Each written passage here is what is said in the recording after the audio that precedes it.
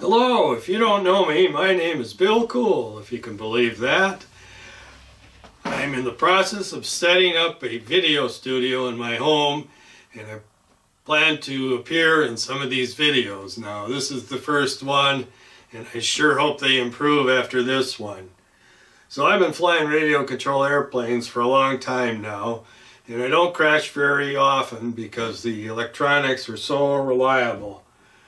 It seems that when I have crashed, that it was somehow related to the battery not supplying enough electricity for the load that was on the radio at the time.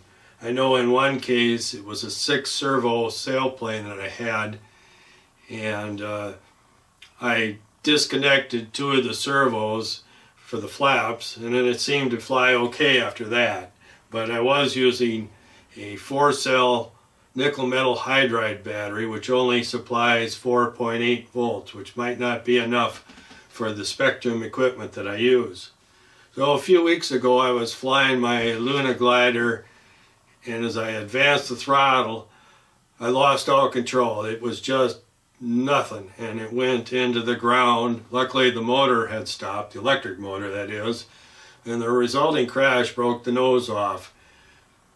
And I checked the radio equipment and it appeared to work except for the rudder servo, which I could tell the gears were stripped. It was just solid, it would not turn at all.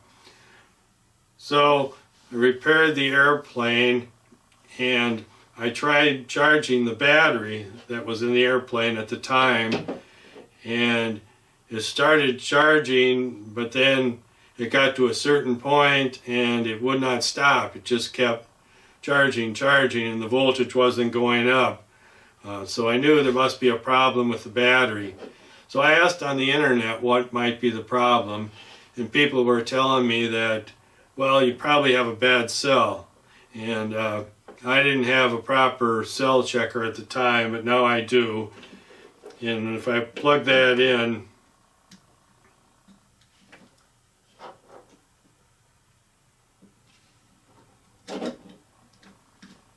it shows me that there's 1 cell in error. So now, if I do put it on the charger, it does show cell error. It was funny, it did start charging before.